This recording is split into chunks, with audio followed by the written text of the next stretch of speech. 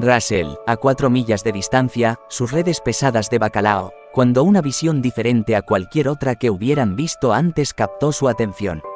Un iceberg colosal, desgastado y erosionado por el implacable mar, se alzaba delante.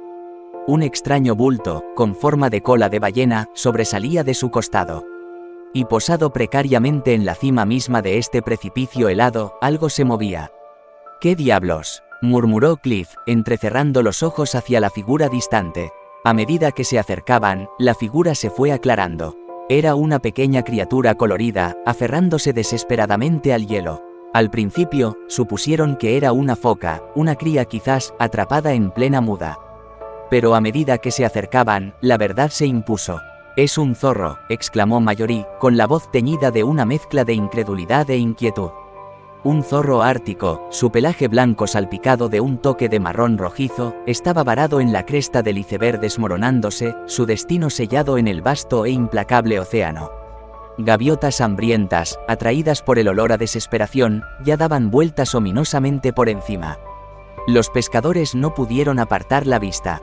Sabían que tenían que hacer algo, aunque el animal parecía resuelto en su propia lucha desesperada por la supervivencia. Manejaron cautelosamente el barco cerca del hielo, llamando a la asustada criatura. Pero el zorro no se movió. «Tiene miedo, Mallory», dijo Cliff, la voz baja. «Tenemos que ayudarlo». Fue una lucha. Tuvieron que arrancar suavemente al zorro de su posadero helado, usando una vara larga para empujarlo hacia el barco. El animal resistió, su pequeño cuerpo temblaba de miedo. Al final, tuvieron que romper un pedazo de hielo y levantar cuidadosamente al zorro a cubierta. Una vez dentro del barco, el zorro se calmó. Estaba claro que el animal estaba débil, su pelaje apelmazado y sus ojos llenos de una mirada angustiada. No había heridas visibles, pero su aspecto desaliñado hablaba de una larga lucha contra los elementos. Probablemente había subido al témpano en busca de comida, solo para encontrarse atrapado mientras el hielo comenzaba a desintegrarse. Durante las primeras horas, el zorro se quedó acurrucado en un rincón del barco, rechazando cualquier alimento. Los pescadores observaban con preocupación, inseguros de si lo habían salvado de una calamidad solo para condenarlo a otra. Luego, lentamente, se produjo un cambio.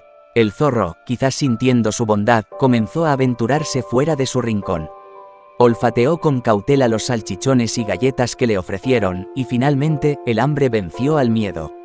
Se devoró algunos bocados, una pequeña chispa de vida brillando de nuevo en sus ojos. Al caer la noche, llegaron a la tierra firme. Llevaron al zorro, su pequeño cuerpo sorprendentemente pesado, profundamente hacia el desierto, lejos de las aguas peligrosas. Lo soltaron cerca de un grupo de perreras viejas, un lugar conocido por su abundancia de pequeños roedores. Mallory, siempre el narrador, gustaba de decir que su nuevo amigo se aficionó a las perreras, visitándolas a veces para un tentempié improvisado. Los pescadores siguieron revisando al zorro, dejando comida y agua para su inesperado compañero.